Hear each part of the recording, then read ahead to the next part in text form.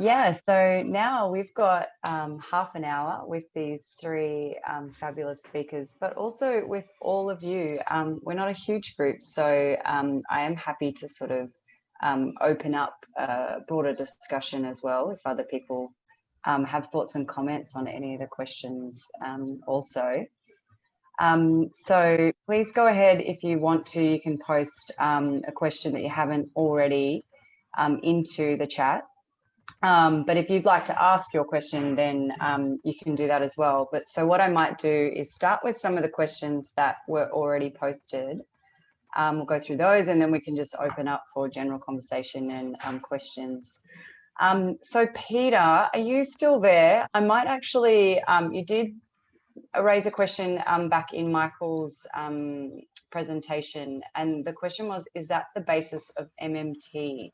But I can't recall now at what section that was. So if you're still there, Peter, and you can remember, do you just want to ask that question yourself to Michael, and to any of the speakers, you're welcome to comment as well. Okay, this is Peter. Can you hear me now? Sure can. Right. I'm sorry, but I forget myself the exact moment when I submitted that question about MMT, so that doesn't really help. That's okay, no worries. Did you have another question while you're off mute? Yeah, well, I did have another question I put up there, and it was mainly for James, I think. You were, talking about MMT. Can you give us a practical example, like not an existing necessary example, but a real life example of how that could make a difference, in terms of achieving those sort of outcomes, so we don't have this conundrum with unemployment and diminishing resources, that's destroying the planet, etc. So what would be a good area to apply this that would have benefits and would also indicate more broadly how this could work, and so people can see the benefits of it? Thanks for the question, which is very good. And others have sort of asked me, well, let's develop some concrete examples. Actually, Paul Cockshott has actually done this in his paper. He's got a couple of very good environmental examples that show how his metrics can really be developed to respond to a renewable energy example, which he gives. I guess in a nutshell, what I'm talking about is developing some kind of bang for a buck metric. I mean, governments have a range of policies available to them, and what they want to look at is what generates the best value for the amount they have to spend in rectifying the problem. So that kind of bang for a buck is really what's at issue here. Should they invest in solar towers? Should they invest in land rectification to remove a variety of pollutants? So in a way, this sort of idea of shortchanging nature has to come to the fore. Okay, thanks. Thank you. Jeff or Michael, a bit more of a specific one there for James, but did you want to add any comments? No? Okay, no worries. All right, so then we had another question pop up, which was during your session, Jeff. I'll have to just go back and check who it was from. So why haven't community land trusts that separate land costs from dwellings become popular in Australia like they are in US and the UK? And I guess it was probably a question really posing to the broader group. And I know there was a response from someone else. So yeah, if you've got some thoughts on that, Jeff, but I'll also open that up to anyone if you and community land trusts in the UK and how we're applying that here in Australia. Thanks, Megan. Yeah, I don't have a lot of detailed information. I did mention the ACT, which still has a leasehold land system, but the original intention was this community land trust idea, but that was fairly quickly subverted so the title to the land could be traded even though it was a lease, and that let the speculators in, and it just had never did what it was intended. And if there are other people who know about British things better, I've heard of some, but I'm not up on details. So I'm happy to hear from others. Did anyone else want to add anything around that topic? I'll pause for 30 seconds to give you a chance to unmute. I could just say a couple of words, Megan. Thank you, John. Yeah, look, sorry, my video camera doesn't work anymore. my computer crashed with the video. Look, yeah, look, I've studied this quite a lot, and I've met Louise, and basically, and she's written the book here and done 2 models for the Australian law, which is brilliant. It's a little bit like a husband and wife having joint title on a property. The company that owns the land can be one, and the person that owns the house is the other. And so that's one model, and it's very simple. And if that model, if one of those companies is a charity, there's no stamp duty as title is changed. So it's a very, very interesting model. But anyway, the point is there's a lot of these in America and also in the UK. And even though Louise did this work, I don't know, probably 5+ years, maybe 10 years ago, it doesn't seem to have taken off here at all. And I find that very surprising because it's half price housing really once you get a little bit of land. Can I add to that? I just posted a quick reference to Louise's work. She might have started 5 to 10 years ago, but she's still working on it. And so your last point about its application for Australia, through Sydney Alliance, she has, I'm part of Sydney Alliance housing team, and she's worked with us on this issue with a goal of introducing it to Australia. So, there is some work being done to apply that model of land trust here, based on her research overseas. Yes, I put a link in there to her handbook for Australia, and in the back of that there's a chapter which shows the constitution for any company that can set up and have the Australian. There's 2 choices. In fact, we developed the constitution up here in Newcastle for an organisation, and we just didn't register the organisation. That's all. All right.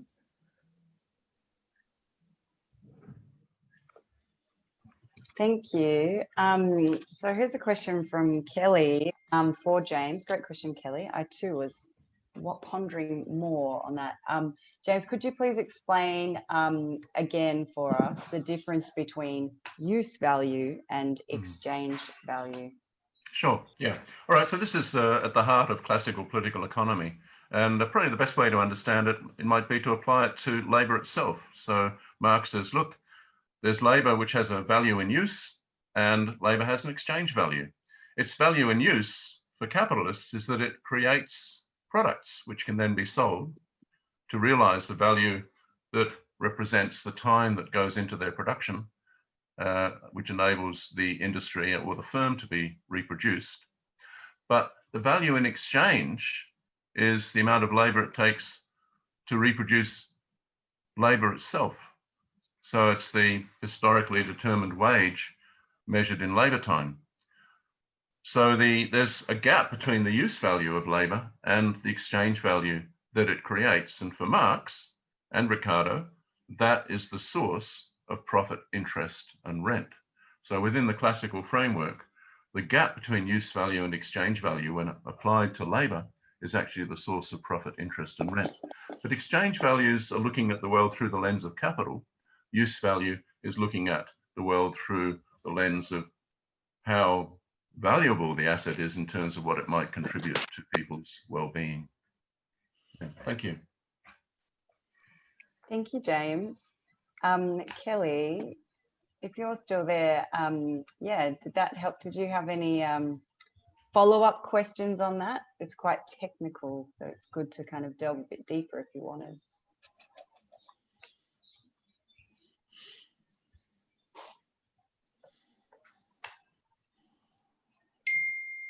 Okay, I'll assume you're all good.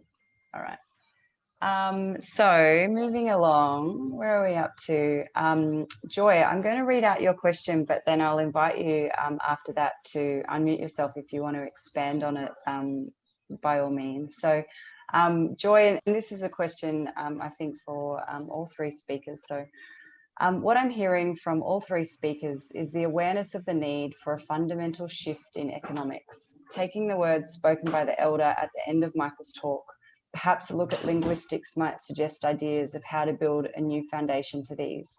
If we continue to speak of development, profit, loss, resources, etc., perhaps we are tinkering at the edges rather than creating a new foundation for organizing our social systems of exchange. Could societies that have no words for money have insights which might assist in building a system which is of value to all of life, which includes whole Earth systems? Wonderful question, Joy. Joy, would you like to unmute and speak to that a little bit, or are you happy for the presenters to respond? Well, thank you very much for bringing the question, and I'm happy for the speakers to respond. I think it's fairly clear, but I'm open for any clarifying questions. Thank you. Good to connect you to the questions. Thanks, Joy.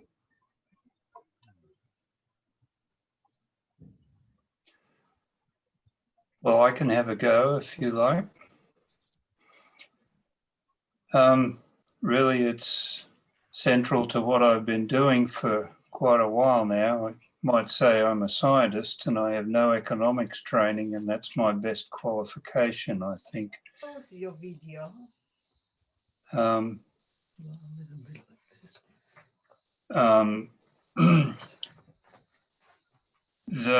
Sorry, I lost my train of thought. You can hear me okay, can you, Megan? Yeah, absolutely. There was just a bit of a background noise from somewhere else. You keep going, Jeff.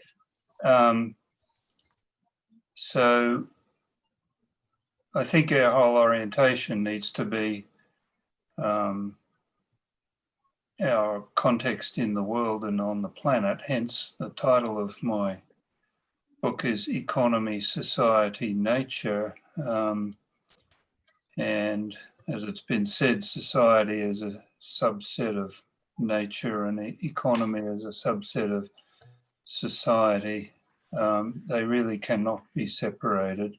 We need to talk about what we want in our society, what kind of society we want, and then look at what kind of economic mechanisms will support that society instead of doing it the other way around as we do. This is the, at the moment it's said, this is the only way to do an economy and everybody must submit, and it's destroying us. I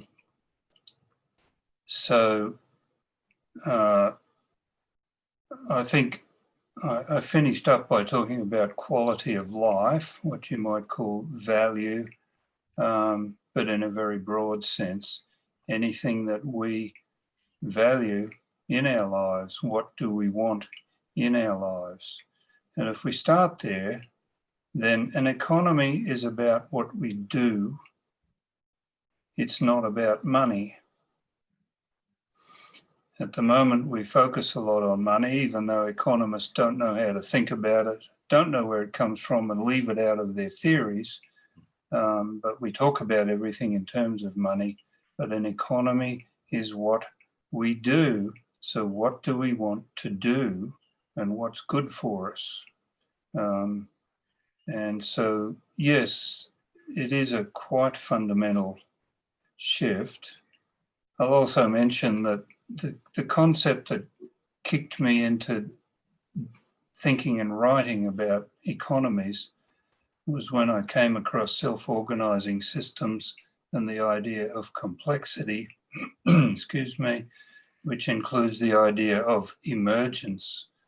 A complex system is a system that is far from equilibrium. Living systems are the best examples. Mainstream theory is a theory of equilibrium.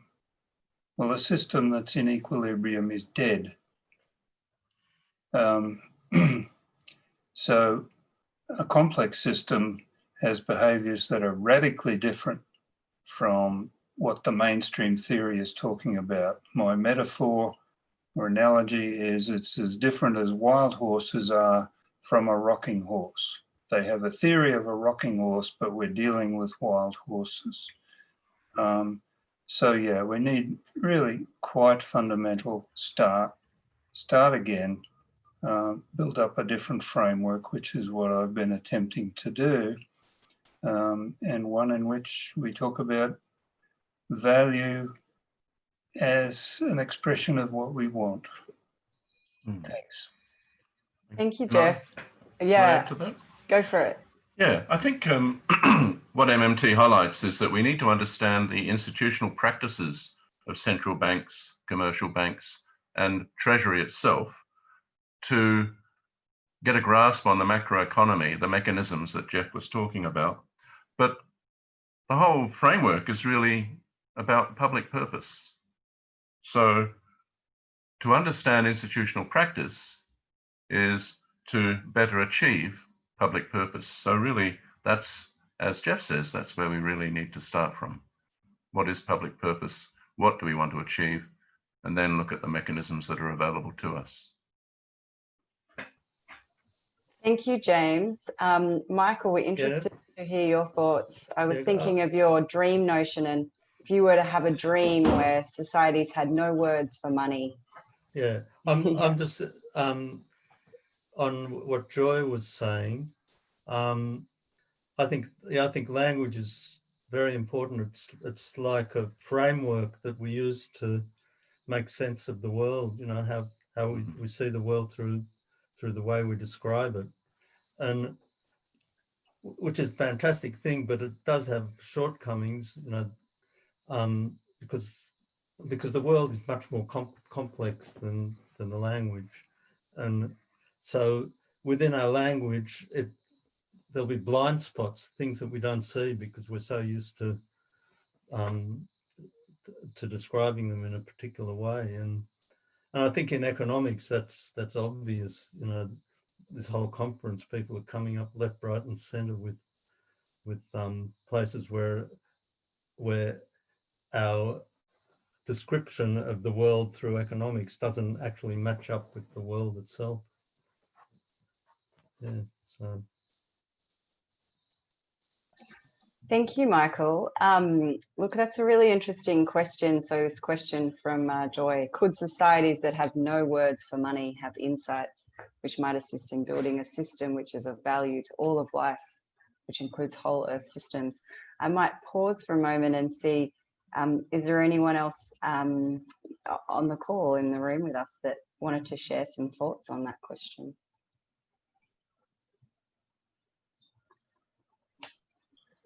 I could add a brief thing, Megan. I got to the idea of focusing on what we do by thinking about a little parable in a mythical village where a young couple is marrying and they need a new house and they need a plot of land. And a traditional village can arrange all that by sharing resources and labor and so on. And money doesn't need to enter into it at all. And value is created and so on. So yeah, it's very valuable to think, as I've been emphasizing, think about what we do. And money is very useful. It's a very powerful invention, but we need to understand what it is. It's actually a little social contract. If I have a $10 bill, it's a little contract that says my society owes me $10 worth of goods or services. It's a two-sided thing. The contract can be fulfilled and the bill can be torn up if it's done its work. it's a different but proper way of thinking about what money is. Thanks. Thank you, Joe. May I just add just briefly? It's not a Absolutely. myth. In France, up until very, very recently, when a couple got together in a village in France, the whole village built their house and filled it with everything that they needed. So that is actually a living example, or it's only just in this recent capitalist era that that's been broken down. And the other thing is just really clearly what my question was, is can we as white fellas be humble enough to speak to the indigenous elders of the races around the world that did not need money because they had developed social systems that were so strong that money was not necessary, and developed relationship in those systems. So I'm just suggesting that some of those indigenous cultures have been for tens of thousands of years, particularly here in Australia as one of the oldest, if not the oldest. They have wisdoms, and perhaps we could ask them. That was my question.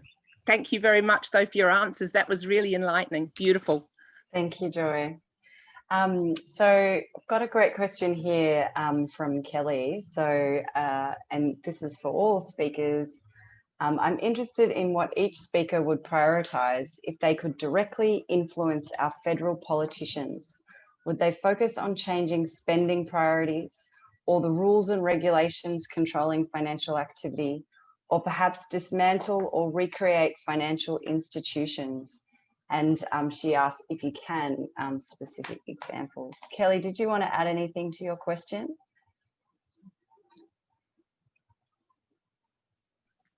Hi. I'm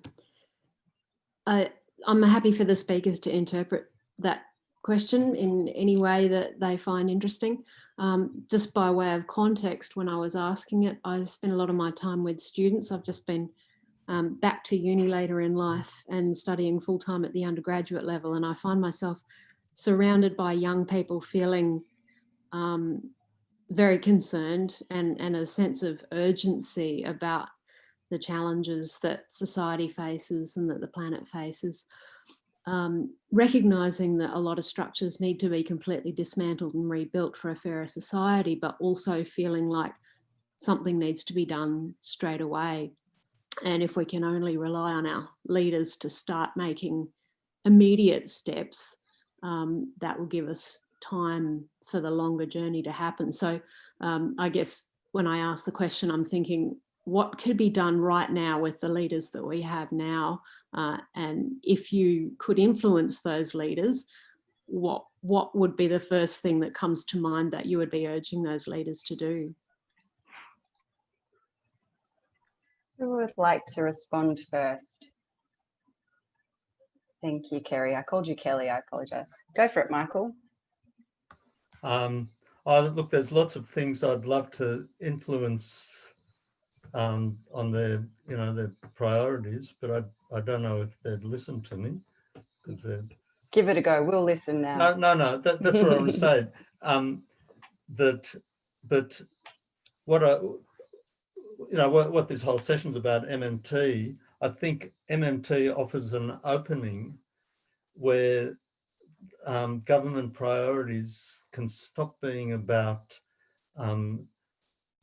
whether there's enough money to do it, or, about balancing the budget, because MMT says there is no constraint of not enough money. So that can really shift the whole thinking. Even though our current government, if they had all the money they wanted, they'd probably do a lot of things that I wouldn't agree with. But I think they'd also be more open to doing things, such as acting on climate change, which, they're currently saying it's going to hurt the economy, so that we won't do it. So I think it offers an incredible opening to change the whole thinking of how do we prioritize things. Yeah. James, thank you. You're just on mute, James.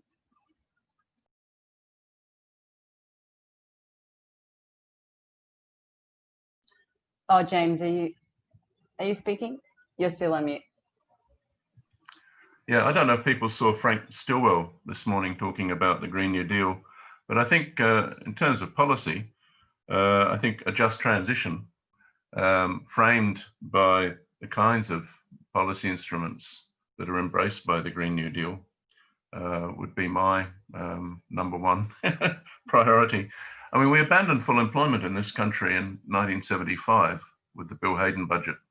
It was meant to be a temporary measure, but of course that led to the Malcolm Fraser government, where Philip Lynch was the treasurer. He brought Milton Friedman over from Pinochet's Chile to talk to us about what happens when we let the inflation genie out of the bottle. And we've never gone back to full employment. But I think the combination of unemployment and underemployment and anti-union legislation has really destroyed, contributed to destroying the labor movement in this country. And we need to return to full employment to start rebuilding. And I think, the civil society strategy has to be an important element of that too, which NENA is promoting. So thank you. Yes, please, Jeff. I can have a word. I find this a very hard question to answer because I've been at pains to emphasise today that it's not just one bit of our economic system, it's quite a few, any one of which is fundamental and would make a major shift if we changed it to something more sensible.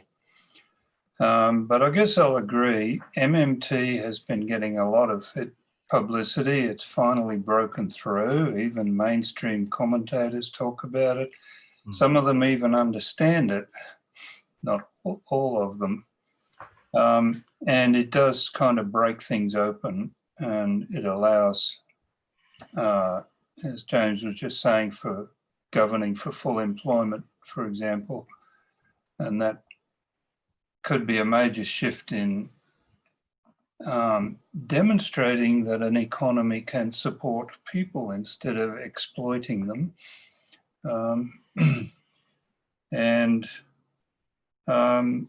Well, the virus has already broken a few things open a bit. I mean, this excuse for a government, it's a pathetic excuse for a government, actually said about spending a bunch of money. Of course, it had to cut out people arbitrarily, and it has to pull it back too soon and all that, just so we don't get the idea that this is a good thing to do. But it has done that, and if we use that crack open, we can start shifting people's perceptions, hopefully, and start doing some of the other things. I mean, I think our society is amazing that it survives at all, given how atrociously it's governed. Thanks. Thank you so much, Jeff. So we're 2 minutes to 1 or 12, depending on where you are. So I might close out the session there. I'm a bit disappointed too, because there were some really fabulous questions coming through in the chat. We will have those questions, and I can share them with the speakers after. By all means, have a look as well. I'd just like to really warmly thank James, Jeff and Michael for their really considerate and deeply provoking and insightful presentations. As people already are, in your own way that you like, please give a big round of applause or wave your hands around or use your reactions. Thank you so much. Very fabulous and very interesting. Thank you. Great. And thank you to all of you that turned up on Saturday to listen, because it really does take this community coming together for the wonderful presentations to have that impact and influence. And the questions that you raised as well were really great questions.